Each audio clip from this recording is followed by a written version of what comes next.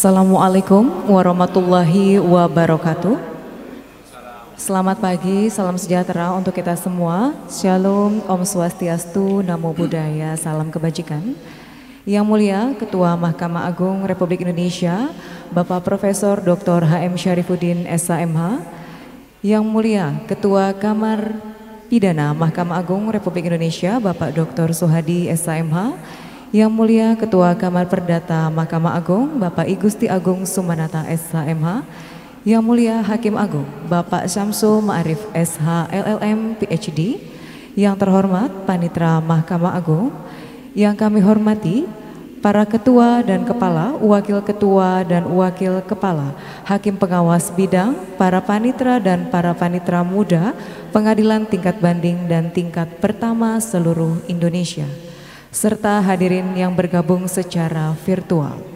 Mengawali acara pada pagi hari ini, marilah bersama menyanyikan lagu kebangsaan Indonesia Raya, dilanjutkan himne Mahkamah Agung Republik Indonesia. Hadirin dimohon berdiri.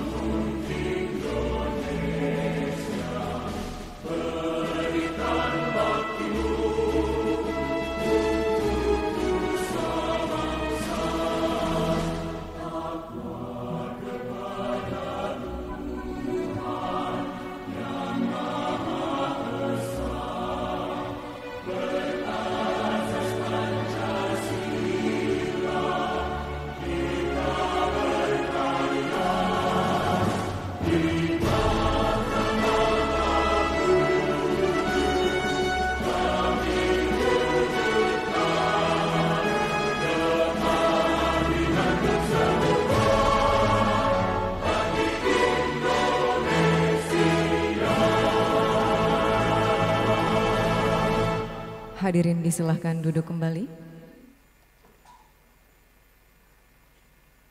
Puji syukur kita panjatkan kehadirat Allah Subhanahu wa Ta'ala, Tuhan yang Maha Esa, atas berkat rahmat dan hidayahnya sehingga pada hari yang berbahagia ini kita dapat berkumpul untuk bersama-sama melaksanakan sosialisasi peraturan Mahkamah Agung terkait administrasi dan persidangan perkara perdata dan pidana, pengadilan tingkat pertama, banding, kasasi, dan peninjauan kembali secara elektronik. Untuk itu sebagai bentuk ungkapan rasa syukur kepada Allah Subhanahu wa Ta'ala, Tuhan yang Maha Esa, marilah sejenak kita panjatkan doa bersama yang akan dipandu oleh Bapak Dr. Rio Satria, SHI, MESY, Hakim Yusisial pada Biro Hukum dan Humas Mahkamah Agung. Kami persilahkan. Assalamualaikum warahmatullahi wabarakatuh. Na'udzu billahi minasy syaithanir rajim. Bismillahirrahmanirrahim. Alhamdulillahi rabbil alamin. Allahumma salli ala sayyidina wa nabiyyina Muhammad wa ala alihi wa ashabihi ajma'in. Allahumma ya Allah ya azim, Engkau adalah zat yang maha agung. Hanya kepadamu ya Allah munajat doa kami panjatkan. Kami bermohon agar kegiatan sosialisasi peraturan Mahkamah Agung terkait administrasi dan persidangan, perkara perdata dan perkara pidana pada pengadilan tingkat pertama, banding, kasasi, dan peninjauan kembali secara elektronik yang kami selenggarakan pada hari ini, Engkau limpahkan keberkahan dan kelancaran. Jadikanlah ya Allah kegiatan ini memberikan manfaat dalam penegakan hukum dan keadilan. Allahumma ya Allah ya Hakim, Engkau adalah zat yang maha bijaksana. Dewasa ini kemajuan teknologi informasi kian pesat. Ekspektasi para pencari keadilan terhadap lembaga peradilan kian meningkat. Maka jadikanlah kebijakan Mahkamah Agung terkait administrasi dan persidangan di pengadilan secara elektronik memberikan manfaat bagi para pencari keadilan dalam mewujudkan penyelenggaraan peradilan yang cepat, sederhana, dan biaya ringan. Allahumma ya Allah ya Qawi, Engkau adalah zat yang maha kuat. Berikanlah kekuatan kepada kami segenap aparatur pada lembaga peradilan untuk mengimplementasikan administrasi dan persidangan di pengadilan secara elektronik. Berikanlah jalan keluar ya Allah atas semua kendala yang terjadi demi terwujudnya kemudahan akses keadilan untuk semua di bumi pertiwi. Allahumma ya Allah ya Hafiz, Engkau adalah zat yang maha menjaga. Kami bermohon agar kiranya Engkau menjaga lembaga peradilan Indonesia. Jadikan kami saling mengingatkan ya Allah dalam meningkatkan integritas dan menjauhi perilaku yang tercela, serta selalu berinovasi dalam karya untuk lembaga yang kami cinta. Allahumma ja'al jam'ana hadza jam'an marhuma wa tafarruqana min ba'dihi tafarruqan ma'suma. Rabbana atina fid dunya hasanah wa fil akhirati hasanah wa qina adzabannar. Walhamdulillahi rabbil alamin. Wassalamualaikum warahmatullahi wabarakatuh.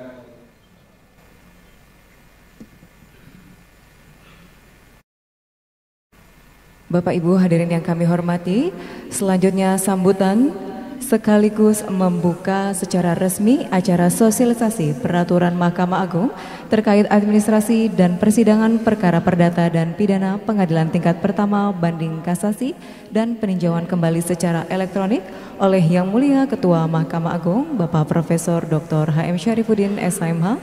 Dengan hormat kami persilahkan. Bismillahirrahmanirrahim. Assalamualaikum warahmatullahi wabarakatuh. Selamat siang, salam sejahtera untuk kita semua. Om Swastiastu, Namo Buddhaya, salam kebajikan. Yang mulia Ketua Kamar Pidana dan Ketua Kamar Perdata Mahkamah Agung Republik Indonesia, Yang mulia Hakim Agung Bapak Samsul Ma'arif SH MPSD, yang saya hormati Pak Panitra enggak sama kita ya? Ada. Oh siap. Pak Panitra, Pak Sekretaris yang tidak ya? Ya. Pak Panitra Mahkamah Agung Republik Indonesia, serta Kepala Biro Hukum dan Humas. Ya. Para pejabat eselon 1 yang kami hormati, Kepala Biro Hukum dan Humas, serta tim IT yang kami hormati, yang saya hormati Ketua Pengadilan Tinggi Surabaya dan Ketua Pengadilan Tinggi Agama Surabaya. Ketua PT yang lain di tempat ya Pak ya? Mendampingi ya? Ya, baik ya. Serta para ketua pengadilan tingkat pertama. Kami ulangi, ada ketua hakim tinggi hadir di sini. Ya. Ketua pengadilan tingkat pertama, semua atau sebagian? 5 wilayah ya. Berarti yang lain hadir secara daring ya. Yang saya hormati para ketua, kepala pengadilan tingkat banding dan para ketua pengadilan tingkat pertama pada 4 lingkungan peradilan di seluruh Indonesia yang mengikuti acara ini secara daring. Tentu teristimewa sebagai tuan rumah pada acara ini, Ketua Pengadilan Negeri Surabaya beserta seluruh aparaturnya,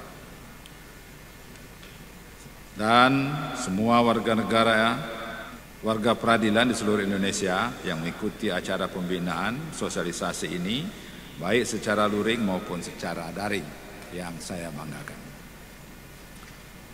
Puji dan syukur marilah kita panjatkan kepada Allah Subhanahu wa Ta'ala, Tuhan Yang Maha Esa, atas anugerah kesehatan dan keselamatan kepada kita semua, sehingga pada hari ini kita dapat berkumpul dalam acara sosialisasi peraturan Mahkamah Agung tentang administrasi dan persidangan secara elektronik bagi pimpinan pengadilan tingkat banding dan tingkat pertama seluruh wilayah hukum Jawa Timur secara luring dan warga peradilan di seluruh Indonesia yang mengikuti acara ini secara daring.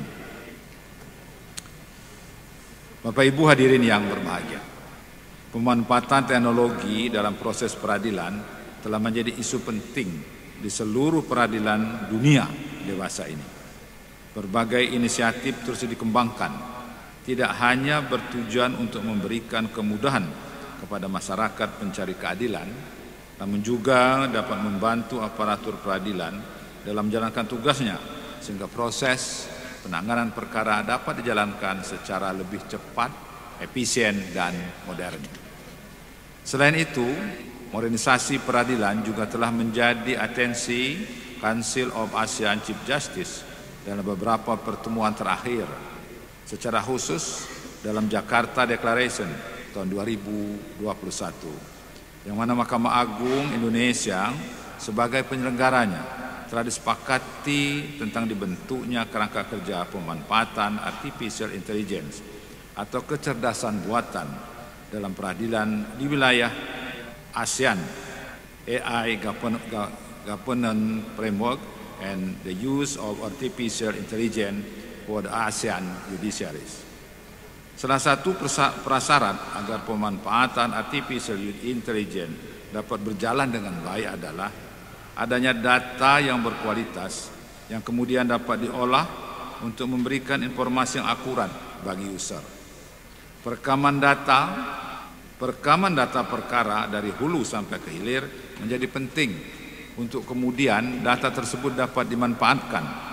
Inilah yang menjadi salah satu alasan mengapa perlu dilakukan digitalisasi administrasi perkara dan persidangan secara komprehensif. Selain itu, digitalisasi perkara juga dilakukan dalam rangka mewujudkan implementasi sistem pemerintahan berbasis elektronik atau SPBE yang sedang digalakkan oleh pemerintah. Bapak Ibu hadirin sekalian yang saya Peradilan tahun 2010-2035 mengamanatkan bahwa pengadilan online dapat terwujud di tahun 2025. Akan tetapi dengan komitmen dan kerja keras kita semua, pada tahun 2018 Mahkamah Agung telah mulai membangun sistem peradilan elektronik dengan berlakunya Peraturan Mahkamah Agung Nomor 3 Tahun 2018 tentang administrasi peradilan secara elektronik. Pada awalnya, peradilan elektronik bekerja pada 3 fitur utama, yaitu pendaftaran perkara secara elektronik, e-filing, pembayaran panjar perkara secara elektronik, e-payment, dan pemanggilan para pihak secara elektronik, e-summon. Setahun kemudian, Mahkamah Agung melakukan revisi terhadap Peraturan Mahkamah Agung Nomor 3 Tahun 2018 dengan menerbitkan Peraturan Mahkamah Agung Nomor 1 Tahun 2019 yang menghadirkan fitur baru, yaitu persidangan secara elektronik atau e-litigasi dan pengajuan upaya hukum secara elektronik, e-upaya hukum. Pada tahun 2022, Mahkamah Agung kembali melakukan penyempurnaan dengan menerbitkan Perma Nomor 7 Tahun 2022 tentang perubahan atas Peraturan Mahkamah Agung Nomor 1 Tahun 2019 tentang administrasi perkara dan persidangan di pengadilan secara elektronik yang mengandung beberapa perubahan sebagai berikut. 1.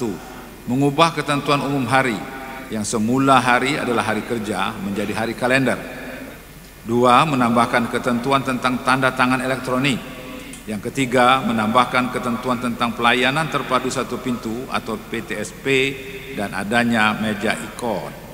4. Menambahkan jenis perkara perdata khusus. 5. Menambahkan norma tentang pengurusan dan pemberesan harta pilot secara elektronik.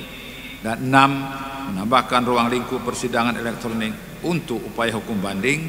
Dan 7. Menambahkan norma kurator atau pengurus menjadi pengguna terdaftar.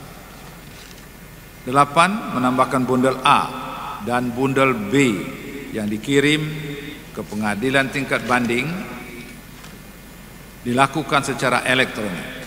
9. Menambahkan administrasi perkara pada pengadilan tingkat banding dilakukan secara elektronik. Dan 10. Mekanisme persetujuan sidang secara elektronik dalam hal tergugat tidak menyetujui, maka persidangan dilakukan secara hybrid. 11. Pemanggilan melalui surat tercatat bagi tergugat yang tidak memiliki domisili elektronik tidak setuju dipanggil secara elektronik. Untuk memastikan bahwa Peraturan Mahkamah Agung Nomor 7 Tahun 2022 tersebut dapat dijalankan dengan baik, maka diterbitkan Keputusan Ketua Mahkamah Agung Nomor 363 Tahun 2022 tentang petunjuk teknis administrasi dan persidangan perkara perdata, perdata agama, tata usaha negara di pengadilan secara elektronik. Bapak Ibu serta hadirin sekalian yang saya banggakan, modernisasi peradilan tidak hanya berlaku pada perkara perdata, namun juga terhadap perkara pidana, pidana militer dan jinayat. Sebelumnya Mahkamah Agung telah memiliki payung hukum bagi pelaksanaan sistem peradilan elektronik dalam perkara pidana, pidana militer dan jinayat berdasarkan Peraturan Mahkamah Agung Nomor 4 Tahun 2020 tentang administrasi dan persidangan perkara pidana di pengadilan secara elektronik. Pada awalnya, perma tersebut dimenitik beratkan pada proses persidangan secara virtual untuk mengantisipasi penularan wabah COVID-19 dalam proses persidangan. Namun tidak hanya sampai di situ, karena pengembangan modernisasi peradilan selanjutnya diarahkan pada proses pelimpahan berkas perkara dan pemeriksaan di tingkat upaya hukum secara elektronik. Oleh karena itu, pada tahun 2022 Mahkamah Agung menerbitkan Peraturan Mahkamah Agung Nomor 8 tahun 2022 tentang perubahan atas Peraturan Mahkamah Agung Nomor 4 tahun 2022 tentang administrasi dan persidangan perkara pidana di pengadilan secara elektronik. Dan Peraturan Mahkamah Agung tersebut mengandung beberapa perubahan sebagai berikut. Pertama, dokumentasi seluruh dokumen persidangan dalam sistem informasi pengadilan.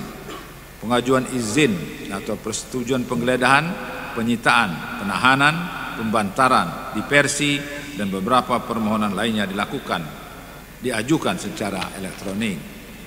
3. Pelimpahan berkas perkara biasa, singkat dan cepat dilakukan sesuai dengan hukum acara melalui SIP. 4. Permohonan restitusi dan atau kompensasi dapat diajukan secara elektronik. Dan 5. Upaya hukum banding, kasasi dan peninjauan kembali dilakukan secara elektronik melalui SIP. Untuk menjamin bahwa perma tersebut dapat berjalan dengan baik, maka diterbitkan SK KMA nomor 365 tahun 2022 tentang petunjuk teknis administrasi dan persidangan perkara pidana di pengadilan secara elektronik. Bapak Ibu hadirin sekalian yang saya cintai, pada tingkat kasasi dan peninjauan kembali, modernisasi juga dilakukan, yaitu dengan terbitkannya Peraturan Mahkamah Agung Republik Indonesia nomor 6 tahun 2022 tentang administrasi pengajuan upaya hukum dan persidangan kasasi dan peninjauan kembali di Mahkamah Agung secara elektronik. Saat ini petunjuk teknis terhadap perma tersebut sedang disusun berikut dengan pengembangan aplikasi yang dibutuhkan, sehingga saya berharap dalam waktu dekat yang tidak terlalu lama lagi semua hal yang dibutuhkan untuk berjalannya sistem peradilan elektronik di tingkat upaya hukum sudah dapat tersedia dengan baik. Atas adanya beberapa perubahan dan penerbitan regulasi baru tersebut, saya mohon kepada aparatur peradilan di seluruh Indonesia agar dapat membaca dan mencermati setiap aturan tersebut berikut dengan petunjuk teknisnya. Karena peradilan elektronik yang kita jalankan saat ini sudah menjadi keniscayaan dan tidak mungkin kita pungkiri, karena semua bidang kehidupan sedang berjalan ke arah digitalisasi. Oleh karena itu, bukan hanya perangkat IT dan kecanggihan sistem yang dibutuhkan, melainkan kesiapan SDM dan aparaturnya juga sangat penting, karena perangkat dan sistem yang canggih tetap harus dijalankan oleh manusianya. Sebelum nanti Pak Samsul Ma'arif, Yang Mulia Hakim Agung dan mungkin dibantu oleh kawan-kawan IT menjelaskan kedua peraturan Mahkamah Agung yang saya sebutkan tadi, Perma nomor 7, nomor 8, mungkin juga bisa Perma nomor 6 tentang upaya hukum kasasi dan PK secara elektronik. Sebelum itu nanti Pak Ketua Kamar Pidana akan menyampaikan terlebih dahulu beberapa hal kepada kita semua. Kemudian dilanjutkan dengan Yang Mulia Ketua Kamar Perdata juga akan menyampaikan beberapa hal yang kita anggap penting untuk disampaikan. Nanti pada akhirnya baru akan sosialisasi 3 peraturan Mahkamah Agung yang saya sebutkan tadi. Memang untuk Perma nomor 7 dan nomor 8 itu perubahan dari Perma nomor 1 2019 dan Perma nomor 4 2020 itu sudah selesai dengan juknisnya. Ya. Nah, oleh karena itu jika ada kendala atau ada hal-hal yang perlu ditanyakan, kita juga membawa hari ini tim IT-nya. Jadi kepada Bapak dan Ibu semua di seluruh Indonesia, dimanapun berada, jika ada kendala bisa disampaikan. Itu akan menjadi catatan penting bagi tim IT kita untuk pengembangan selanjutnya. Saya yakin memang kita ini bagai merubah paradigma. Yang selama ini kita kan dengan sistem konvensional, menggunakan hard copy, menggunakan kertas. Sekarang kita robah dengan menggunakan IT tanpa kertas. Oleh karena itu pasti ada saja tantangan yang dihadapi. Tapi saya minta kepada kita semua, jangan kita surut ke belakang. Jangan pernah berpikir untuk kembali lagi ke belakang. Itu mundur namanya kalau kita begitu. Mari bersama. Semua kendala yang kita hadapi, kita selesaikan bersama. Tidak ada rintangan yang tidak bisa kita selesaikan bersama jika kita bersama-sama menyelesaikan. Sama-sama kita pikirkan bagaimana supaya IT ini bisa berjalan terus ke depan. Kenapa? Tidak mungkin lagi kita meninggalkan IT itu. Coba rekan-rekan saya semua di seluruh Indonesia, coba bayangkan bagaimana ketika akan mengirim bundel A dan bundel B hard copy yang begitu tebal untuk dikirim ke Mahkamah Agung jika dia kasasi, jika dia PK, ataupun dia banding. Dari daerah pelosok harus sampai ke provinsi. Berapa banyak biaya yang diperlukan? Tenaga, keselamatan kertas, kertasnya sendiri, belum takut hilangnya di jalan. Nah ini kalau dengan IT hanya tekan tombol saja, celak, sudah sampai dia. Tidak perlu biaya lagi. Apakah akan kita nafikan itu? Tentu tidak. Kita ingin seperti itu. Peradilan dunia sudah menggunakan IT itu. Ini administrasinya. Nah inilah yang saya ingin bangun, rekan-rekan saya semua di seluruh Indonesia dimanapun berada. Marilah kita gunakan sebaik mungkin IT ini untuk kegiatan-kegiatan positif, terutama untuk memudahkan para pencari keadilan untuk memperoleh keadilan dari kita semua. Prosesnya dicepat, jadi murah. Tidak ada yang sulit di situ. Nah, ini semua perlu kerja keras dan kesungguhan kita bersama. Oleh karena itu, saya berharap kepada kita semua, marilah jika ada rintangan yang ditemui mungkin tidak bisa diselesaikan, mari kita berbagi ilmu, berbagi pengetahuan. Mungkin di satu pengadilan tidak bisa, di pengadilan yang lain bisa. Untuk membantu itu semua, tim Depol kita juga ada. Marilah kita selesaikan bersama bagaimana caranya supaya kita bisa memberikan keadilan ini sebaik-baiknya kepada pencari keadilan. Oleh karena itu hari ini memang kita maksudkan untuk dimulainya tim. Kita punya tim yang sengaja kita bentuk untuk mensosialisasikan 3 peraturan Mahkamah Agung tadi. Dan tim ini nanti akan turun ke berbagai daerah. Tapi sekarang kemajuan teknologi juga yang mengajarkan dengan kita. Saya berbicara dari sini, seluruh Indonesia bisa didengar. Begitu juga nanti tim itu. Ketika tim itu turun, seluruh Indonesia juga bisa mengikuti dengan baik. Nah, oleh karena itu, rekan-rekan saya semua di seluruh Indonesia, marilah ikuti bersama paparan-paparan yang akan disampaikan oleh tim yang sudah kita tunjuk untuk itu di bawah Yang Mulia Bapak Samsul Ma'arif yang kita muliakan. Namun seperti tadi saya sampaikan, sebelum nanti beliau menyampaikan petunjuk bersama tim IT, terlebih dahulu kami mohonkan Yang Mulia Ketua Kamar Pidana dan Yang Mulia Ketua Kamar Perdata, Pak Panitera, mau ada yang disampaikan? Akhirnya dengan mengucapkan Bismillahirrahmanirrahim, sosialisasi peraturan Mahkamah Agung tentang administrasi dan persidangan secara elektronik pada hari ini Senin 20 Februari 2023 secara resmi saya nyatakan dibuka.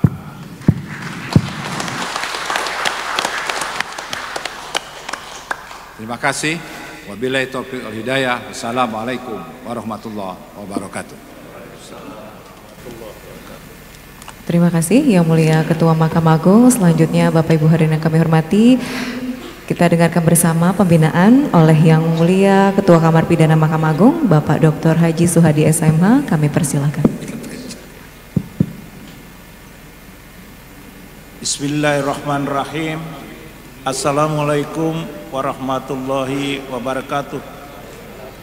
Selamat siang, salam sejahtera untuk kita semua. Om Swastiastu, Namo Buddhaya, salam kebajikan. Yang mulia Ketua Mahkamah Agung Republik Indonesia, yang mulia Ketua Kamar Perdata, yang mulia Bapak Hakim Agung Pak Samsul Ma'arif, yang kami hormati Bapak Panitera. Selanjutnya kalimat-kalimat protokol tidak kami perpanjangkan untuk menyingkat waktu. Semuanya terhormat dan sangat kami hormati.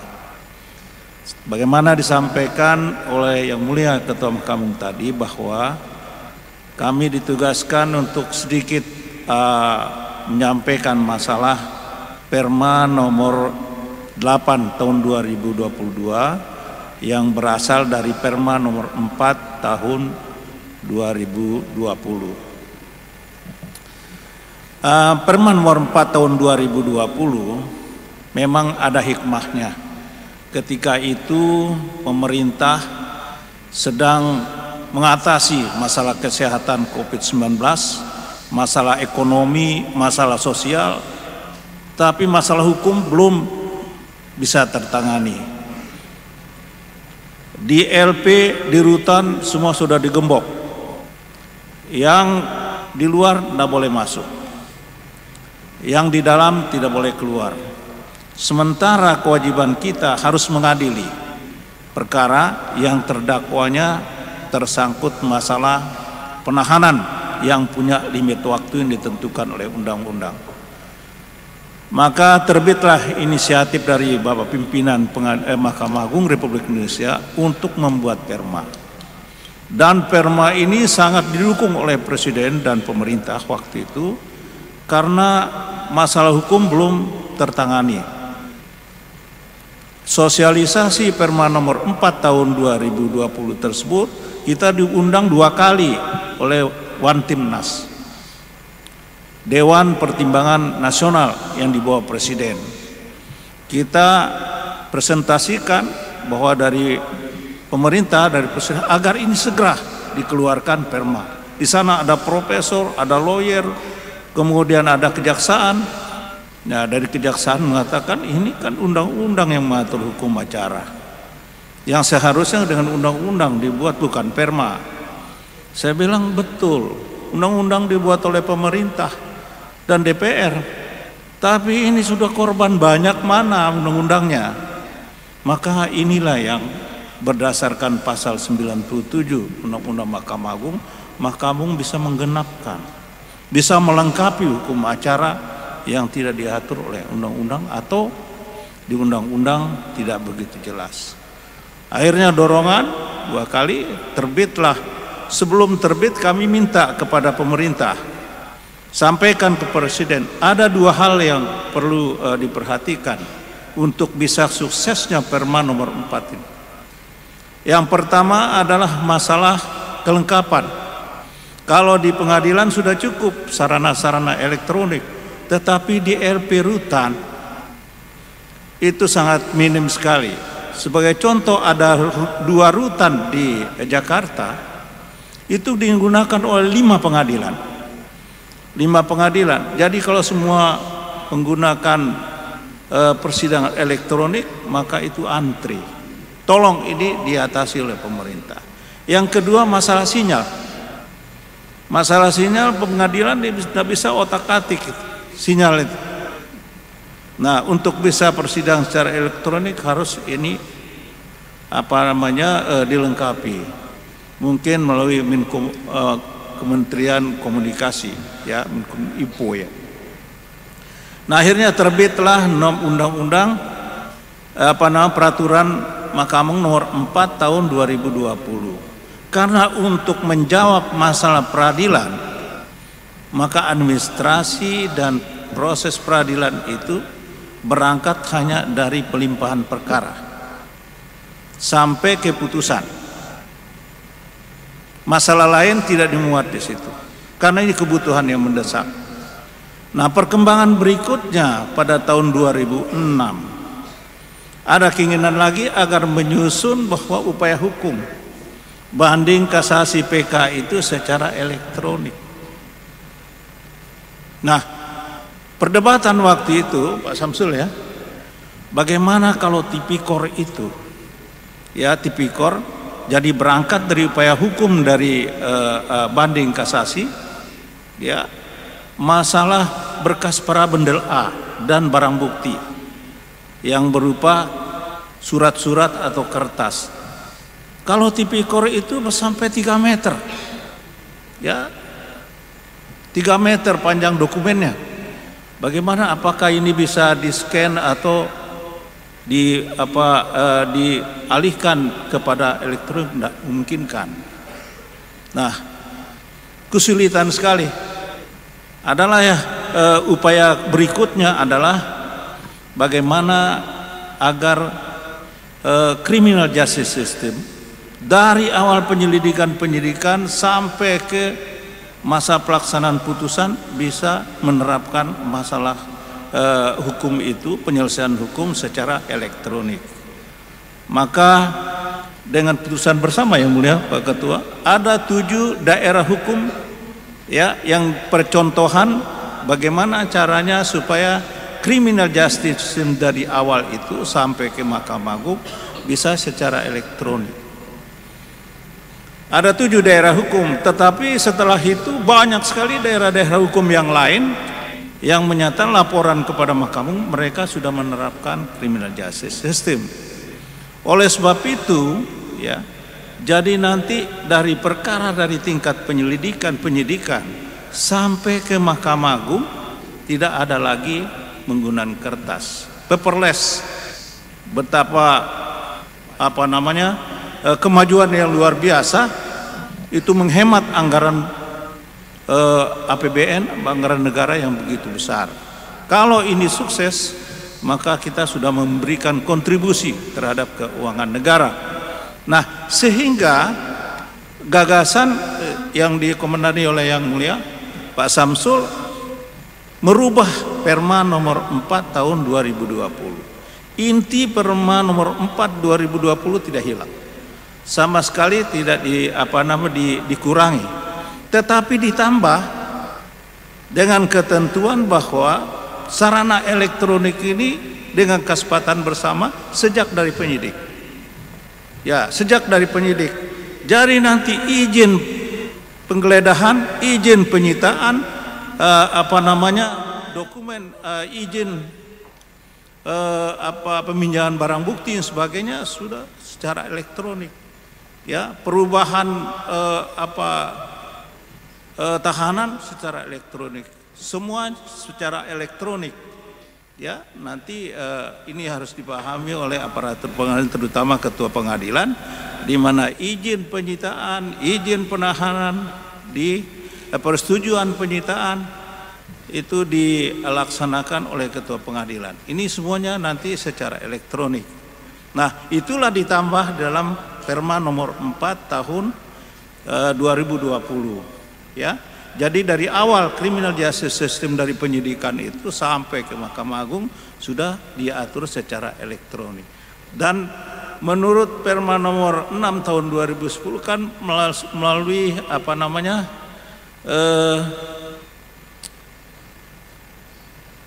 pengiriman itu melalui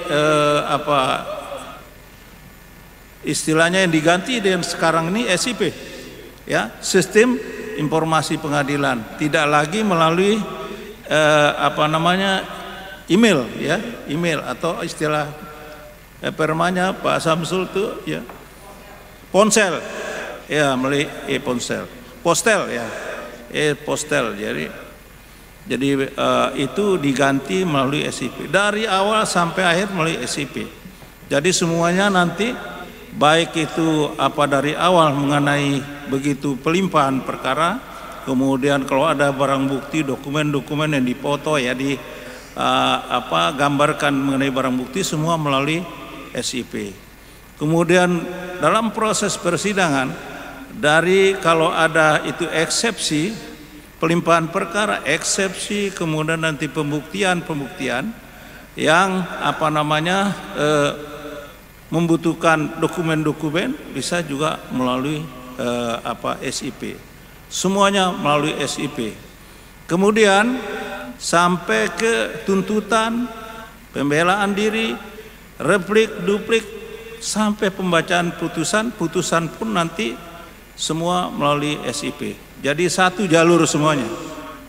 Nah, yang dulu perdebatan itu mengenai upaya hukum.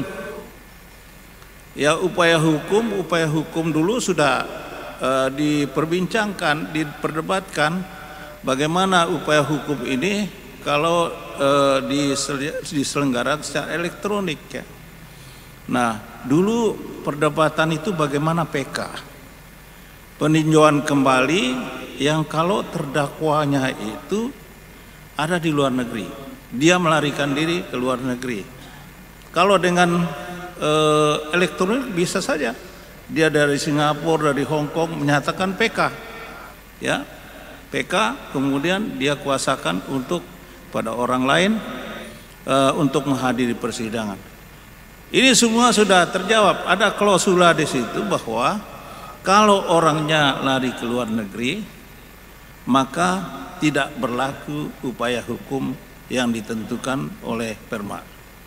Nah, bagaimana mengetahui bahwa orang itu di luar negeri atau tidak? Nanti sudah ada teknisnya, ya. Teknisnya sekarang kalau Pak Rudi nginap di hotel mana sudah diketahui secara elektronik ya.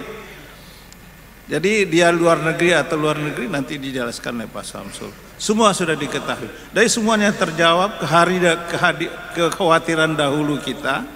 Bagaimana orangnya menyampaikan dari luar negeri, ini sekarang sudah menurut perkembangan ilmu pengetahuan elektronik bisa dipastikan bahwa yang bersangkutan berada di luar negeri.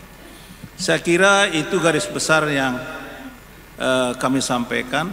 Nanti bagaimana teknis SIP ini beralih moving dari sistem lama ke sistem SIP ini nanti dijelaskan oleh Pak Samsul. Bahkan sekarang masih dalam proses ya melalui Pokja untuk secara detail diatur. Saya kira secara garis besar demikian Yang Mulia Ketua. Terima kasih, mohon maaf atas kekurangannya. Billahi taufiq wal hidayah. Wassalamualaikum warahmatullahi wabarakatuh. Selanjutnya kami persilakan kepada Yang Mulia Ketua Kamar Perdata Mahkamah Agung Bapak I Gusti Agung Sumanata SHMH. Kami persilakan. Assalamualaikum warahmatullahi wabarakatuh. Selamat pagi menjelang siang. Salam sejahtera untuk kita semua. Salam Om Swastiastu.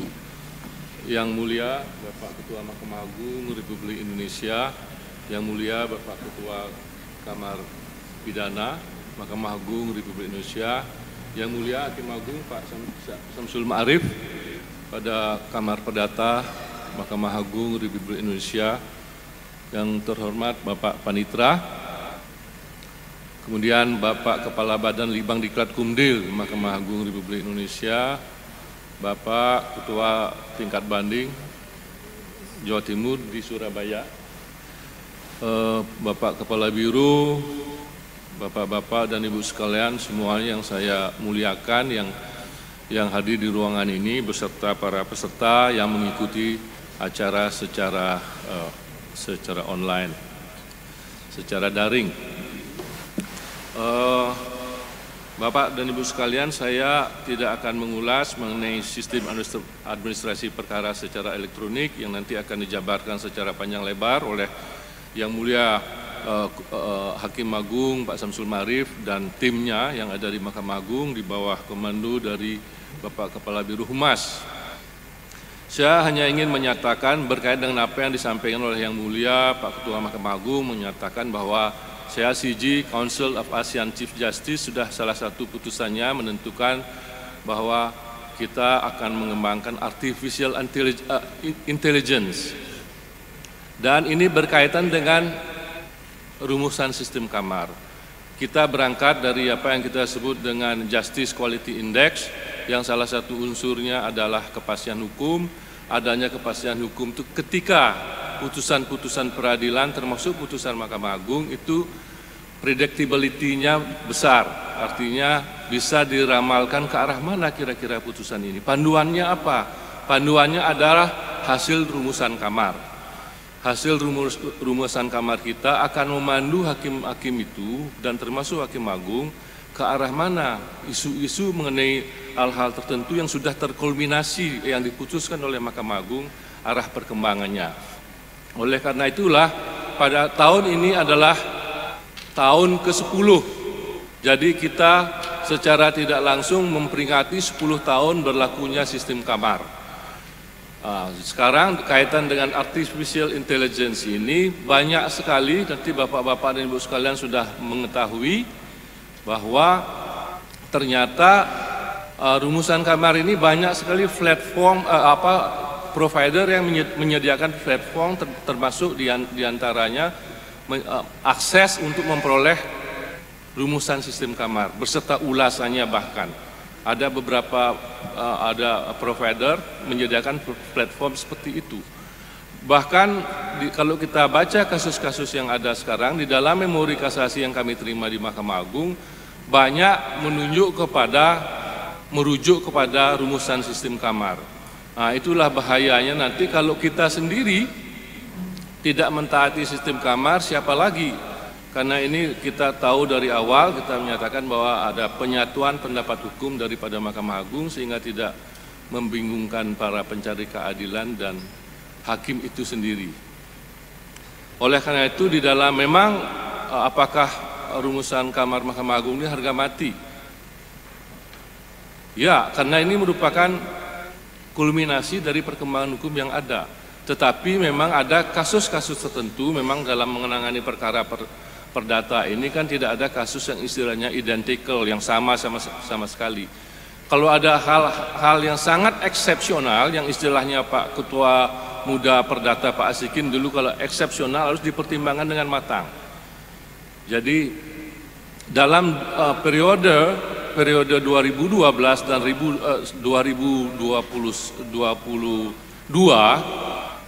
jadi yang sudah kita rumuskan dalam 10 tahun itu memang ada perkembangan juga sesuai dengan sifatnya hukum adalah berkembang, apalagi di bidang perdata yang sangat dinamis.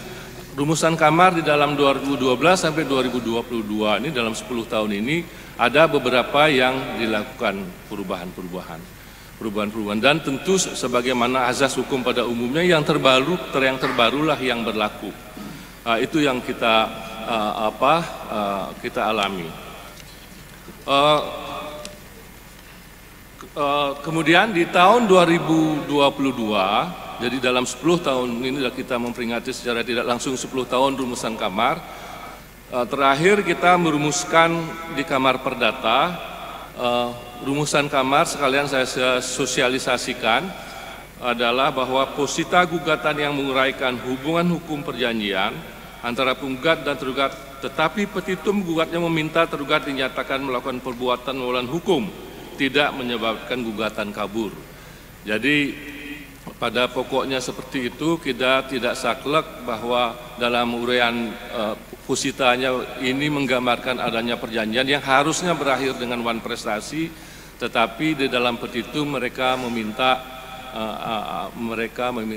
adanya perbuatan melawan hukum. Tapi hal ini sudah lama dipraktekkan di Mahkamah Agung sebenarnya. Tapi belakangan ini kembali ada polarisasi dua pendapat yang berbeda, makanya kita sepakat untuk meluruskannya kembali.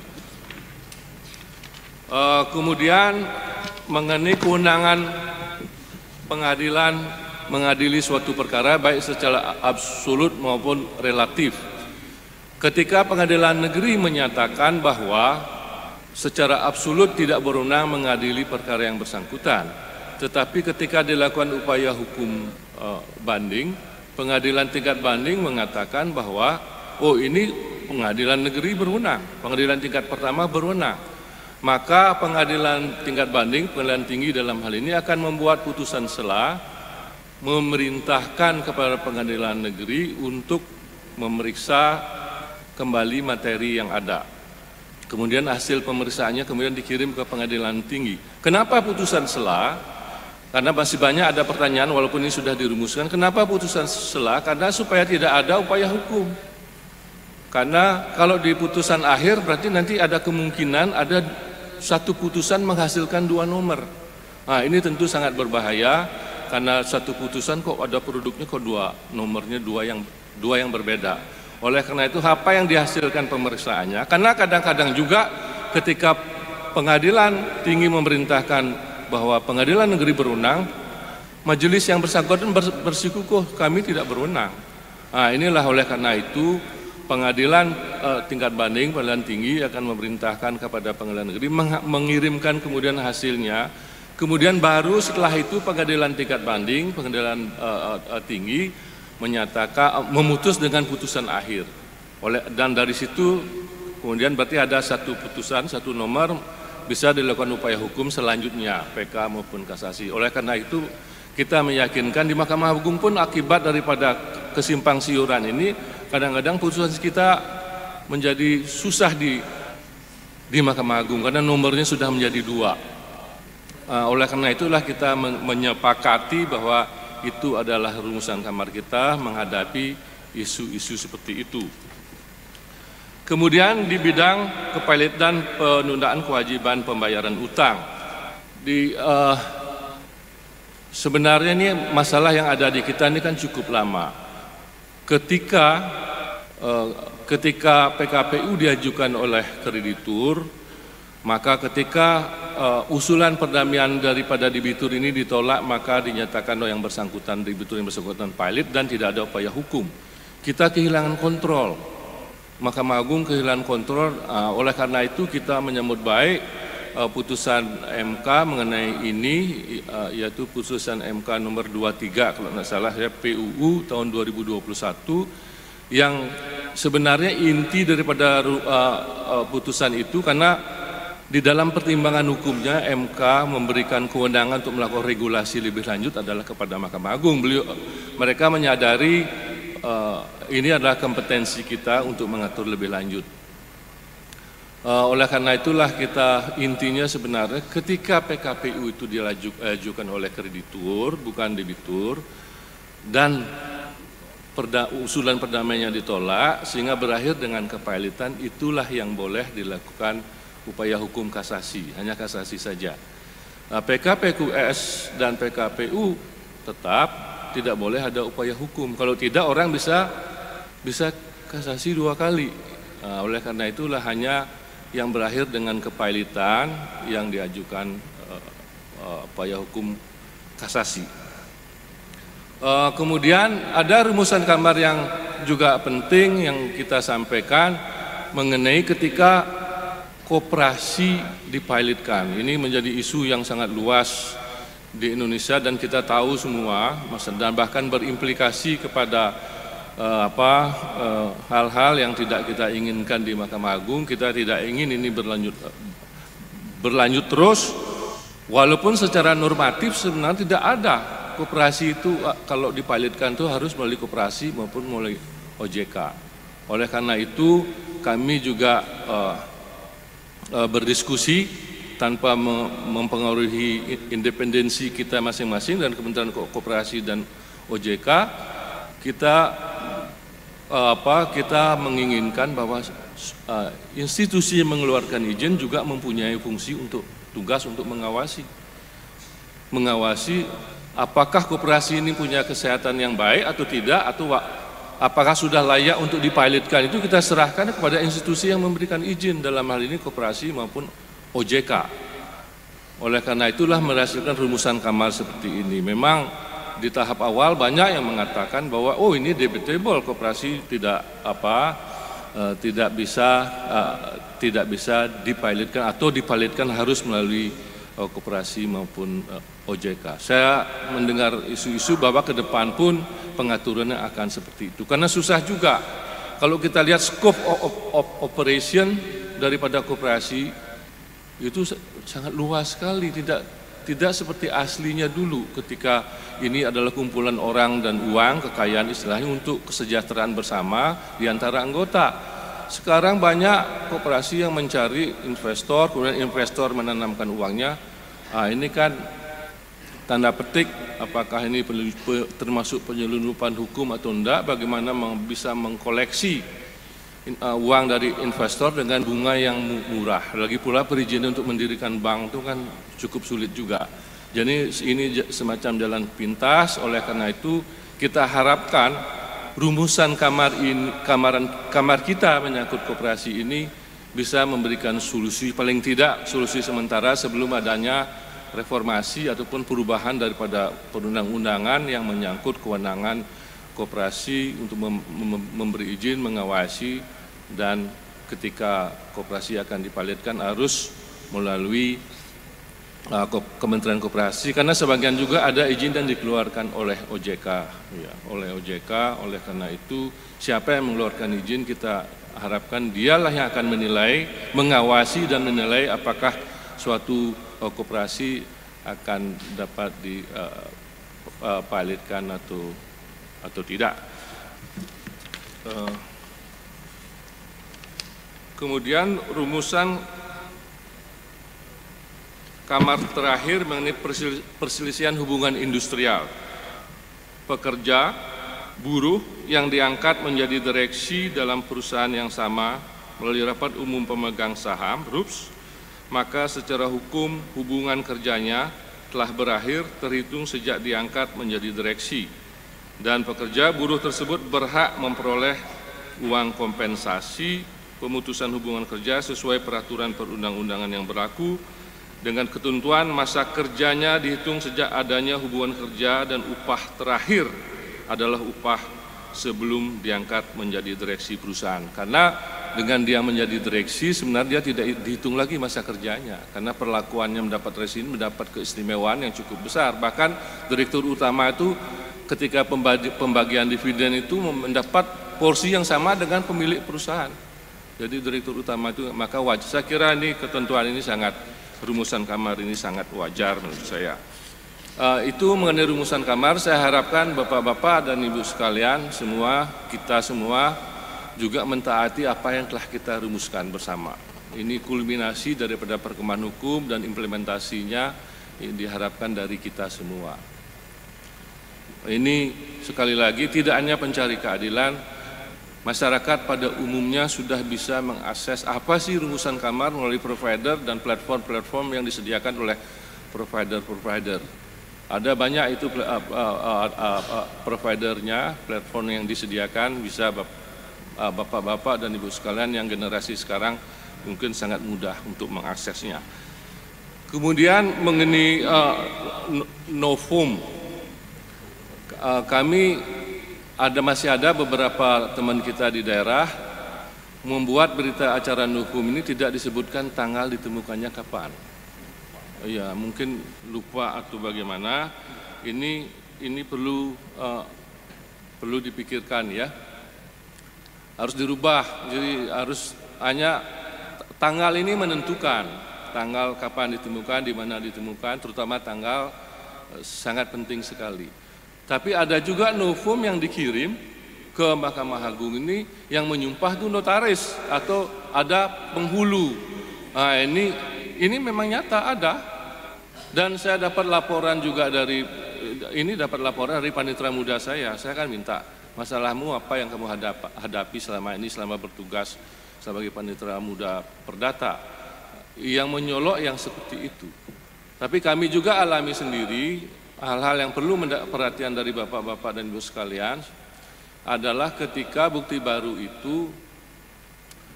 baru hendaknya pengadilan bersifat aktif sedikit, apakah ini betul bukti baru atau tidak sebelum disumpah, sebelum disumpah sebagai bukti baru, karena ternyata di tingkat yuda fakti sebelumnya itu sudah pernah diajukan, dan karena banyaknya perkara di Mahkamah Agung kita sebenarnya menghadapi masalah yang struktural, kegagalan sistem sebenarnya, karena semua orang bisa berperkara ke Mahkamah Agung. Negara-negara yang maju dalam penegakan hukum tidak semua perkara-perkara dibolehkan untuk melakukan upaya hukum ke Mahkamah Agung. Ini jadi bottleneck jadinya, karena banyaknya perkara. Di antara kami juga ya namanya manusia, karena banyak perkara workload-nya terlalu tinggi, ada juga ternyata bukti baru yang sudah ada dalam yudek fakti, di pertimbangan yudek fakti, akhirnya diterima Pak, diterima. Umpamanya seperti ini, inilah tolong dibantu di Mahkamah Agung, dan memang saya kira wajar seandainya masa kita dijadikan tong sampah, bukti baru semua diterima saja. Harus dicek dong, betul nggak ini bukti baru, dilihat apakah ini sudah dipertimbangkan di tingkat yudek fakti atau belum. Bahkan dipidana kan disidangkan. Nah ini di perdata mari kita bersama-sama mengidentifikasi apa ini betul bukti baru sebelum dilakukan sumpah.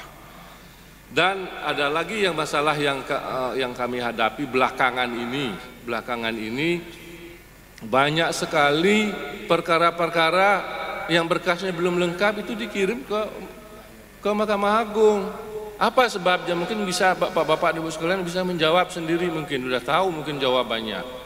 Setelah kami identifikasi ini ada apa sebenarnya? Karena 5 tahun yang lalu saya masih ingat, dan awalnya saya jadi Ketua Kamar Perdata, saya juga udah mengingatkan kembali, perkara yang tidak lengkap jangan dikirim ke Mahkamah Agung, karena ini akan menyulitkan kami di Mahkamah Agung. Karena harus dikembalikan lagi, diminta. Saya bilang bahkan pada waktu pembinaan pertama, saya selaku Ketua Kamar Perdata, ini penilaian bagi panitera. Kalau lengkap jangan dikirim, kalau dikirim masalah.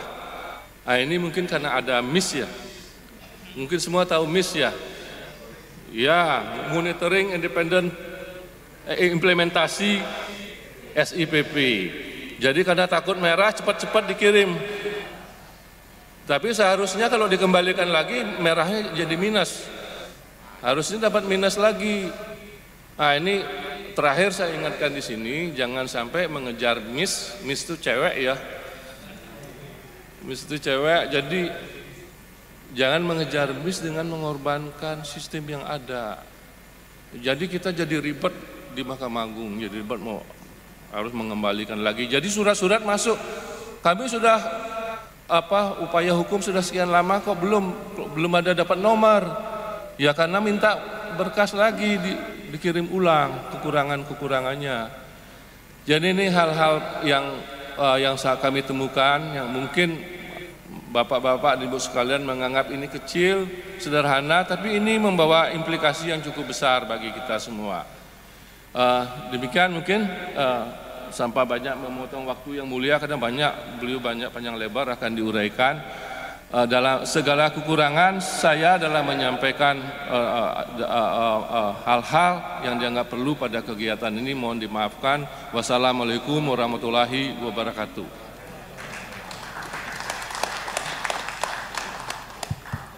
Terima kasih Yang Mulia Ketua Kamar Perdata.